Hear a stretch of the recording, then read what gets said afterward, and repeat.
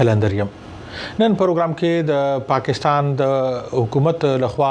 د افغان کډوالو د وستلو په موضوع د ملمنو سره خبرې اترې کوو. خو په دې باندې د افغانستان او د پاکستان دریزونه هم لرو. د پاکستان د بهرنیو چارو وزارت د افغان طالبانو هغه اندېښنو ته ځواب ویلي چې وايي پاکستان د هیواد څخه د ټولو افغان کډوالو د اوخکلو فیصله کړې ده. خو دا نیټه ډیره لنډه ده او په دې اکلا د اسلام آباد فیصله یو ډخیزه ده.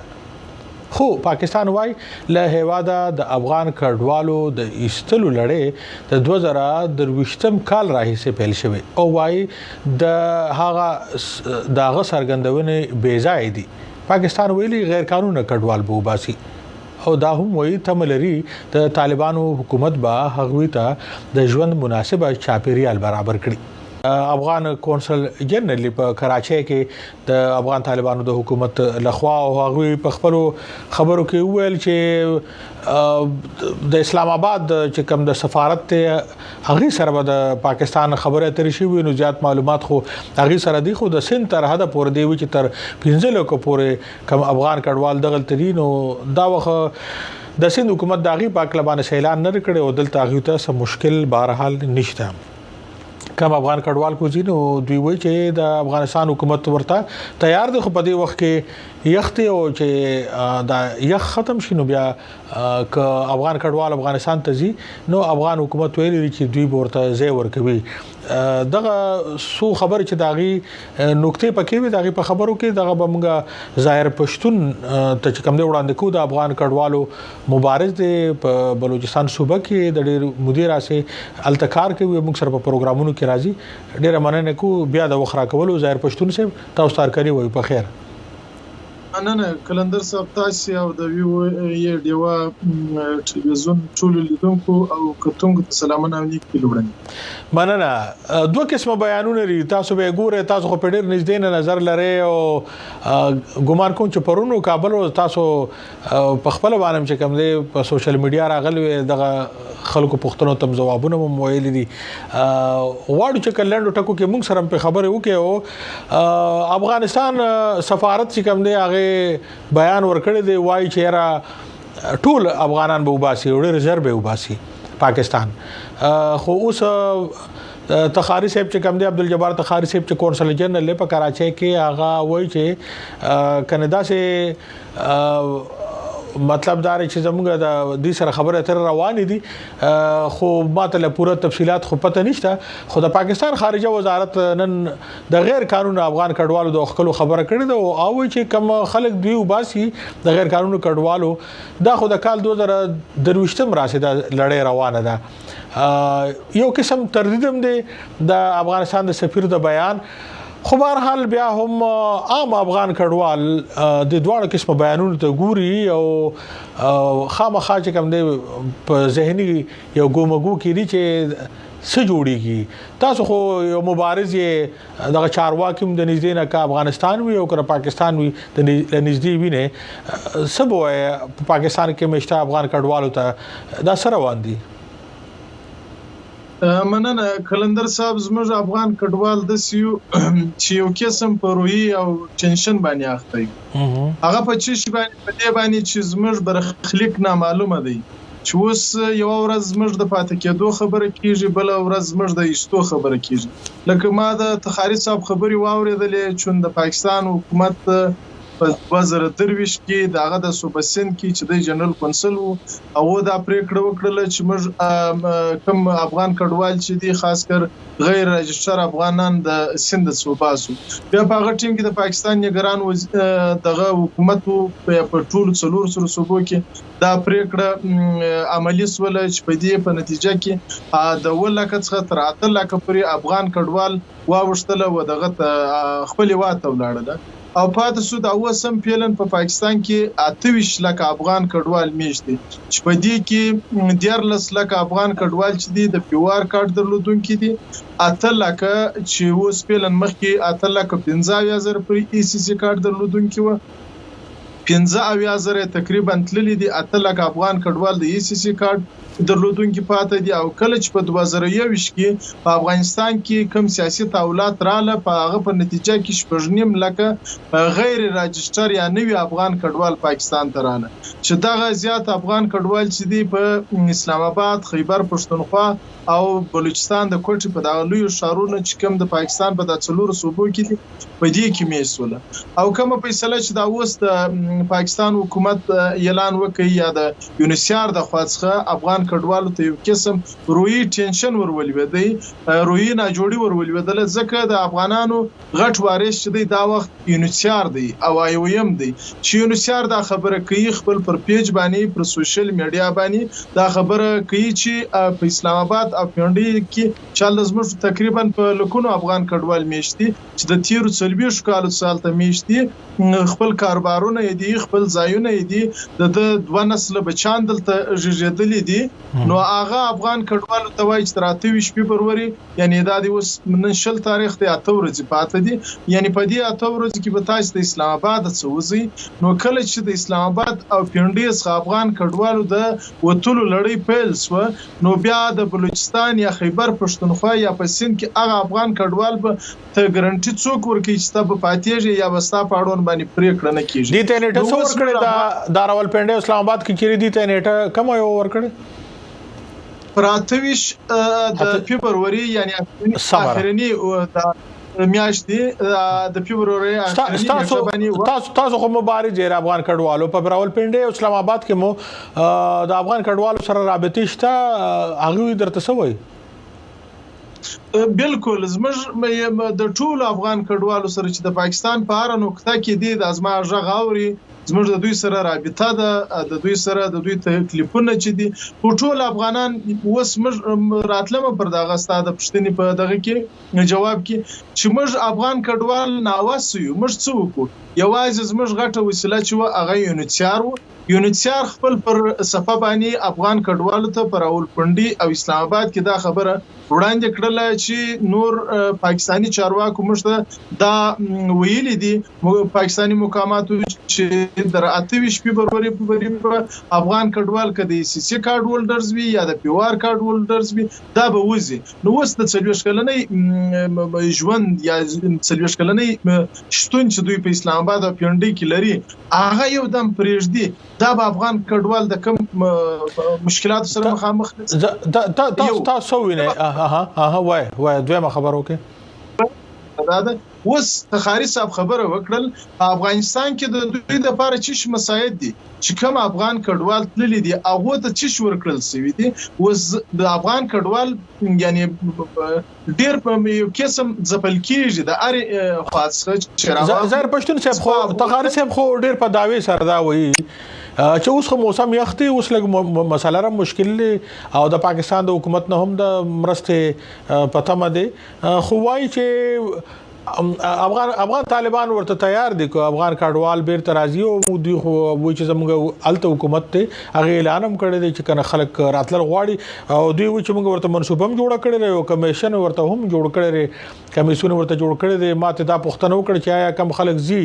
پاره کې کاروباریان مشته مختلف قسمه خلک دي دا افغان طالبان حکومت داسې منصوبه لري چې خلکو ته کورونه ورکي خلک پځې کې بیا میاشتنه خرچي ورته ورکي یا که کاروباریان دي هغه ته د کاروبار زمينه برابر کړي نو هغه چې موږ سره منصوبه شته تاسو دغه منصوبه خبره داسته کلندر صاحب د تخاری صاحب د خبرو په تایید سره ز کله چې په 2023 کې دا د کډوالو د ستنېدو لړۍ پیل سو په هغه کې موږ مجبور وسلو موږ هم وبېریدلو چې موږ خپل وطن ته ولاړ سو څه کول پکار دي زت للیم په 2024 د جنوري په میاشت کې په هغه ټیم کې د ماجرینو چې د افغانستان کوم وزیر شاغلی دغه خلیل الرحمن اکانی صاحب مرحوم وو هغه ته زور غلم هغه سره کښینستلم د وزیران شورا د الته کمیسون دی هغه کمیسون ته ما ریزه وړاندې کړی دی هغه کمیسون ته ما د کورو لیستونه ورکړی دي تر اوسه پرې ریزلټ مشته مثبت نه دی راغلی تاسو ورته څومره خلکو لیستونه ورکړي دي او سمته غوښتري ما په لومړي سر کې د زور فامیلیو لیست وروړی دی په کوټه کې چې زموږ کونسلګری ده دغه کونسلګری د مهاجرونو د ریاست خپل نماینده ناستي کاری رحمت الله زهیب مولوی صاحب هغه ماته مکتوب یا لیټر پر وزارت مهاجرین راکړی دی تر می وروړی دی شخصا می د هغه ټیم زر پښتون نورمال معلومه مرادي وخت کمیږي زر فامیلو تاسو چې کوم لیست ور وړاندې کړی دی غوښتم ته سدي چې د زر فامیلو ته څه پکار دي مشته ځکه په کار ده مشته شونځي په کار ده مشته روغتون په کار دی مشته د وبو سیستم په کار دی مشته باید د افغان کډوال چې درڅو د راځي ژوند د صفر شروع کړي دوه سره امداد په کار دی تاسو بنیادی کوم مسؤلیت تاسو چا سره ملاقات کو او غیر طبيعت څه جواب کې سو ویل چې دا څومره موده کې درته د معاملات برابرو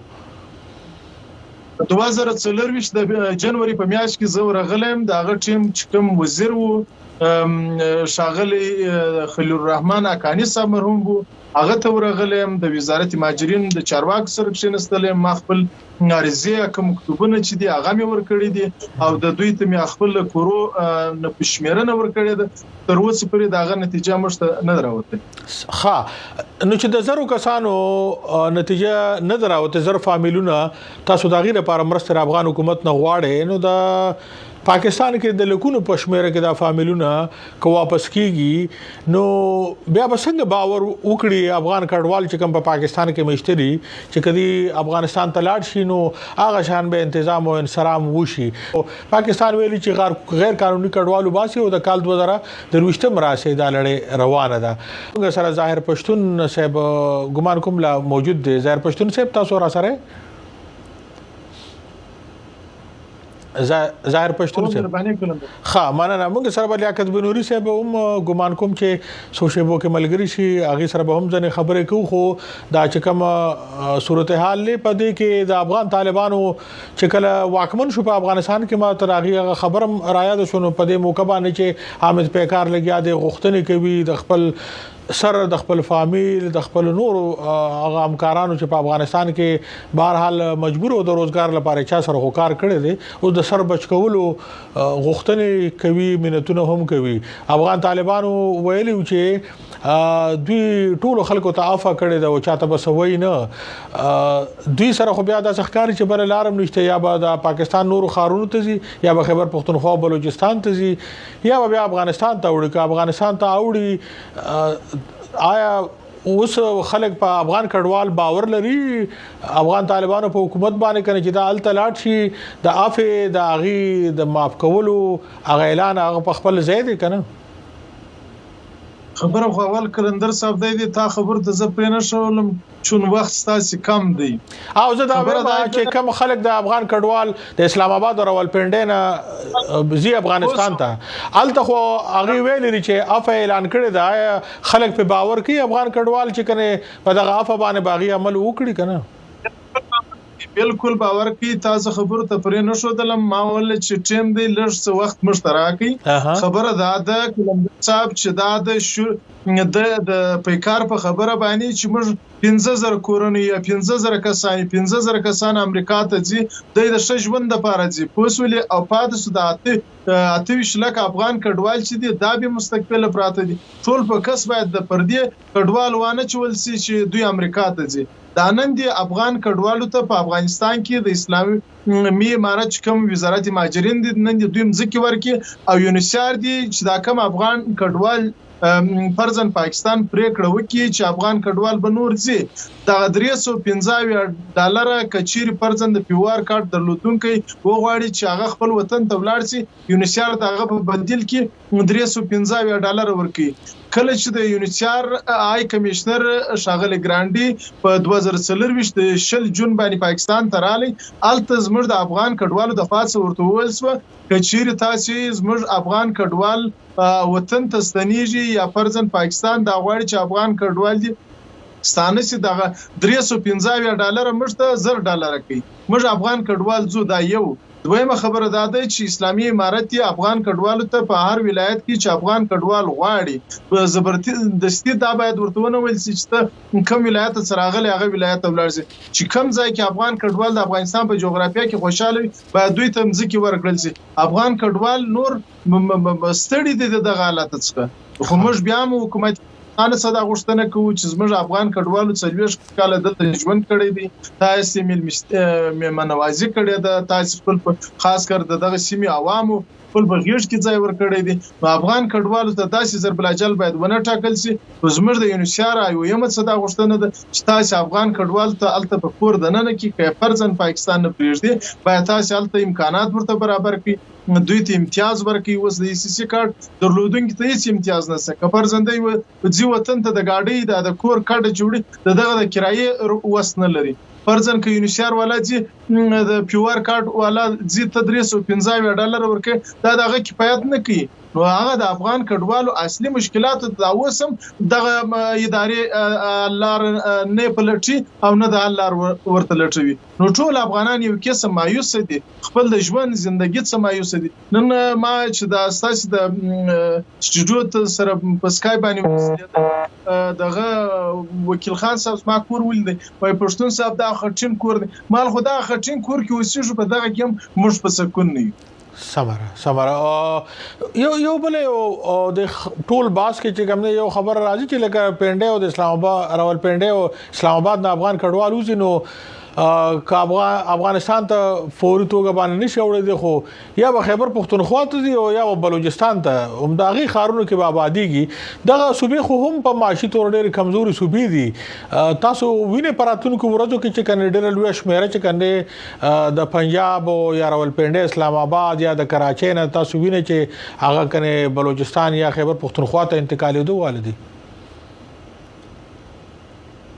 د افغان کډوالو د روزګار غټ مین ځای چې دوی به د خیبر پښتونخوا او بلوچستان څخه هغه به صوبې سند خاص کر د کراچۍ ښار او د پېښور څخه به تل کراچۍ ته بتل لاهور او پیونډي ته بتل. مشکل دا د ژوند د دوی هغه د روزګار د پیدا کولو صوبې یا شهرونه پر وترل سو. نه بلوچستان خو بیا هم ډیر غریب په پاکستان کې په د سلوسو صوبو کې ډیر ورسته پاتې صوبه ده. د غرنګ خیبر پښتونخوا کوم د روزګار و د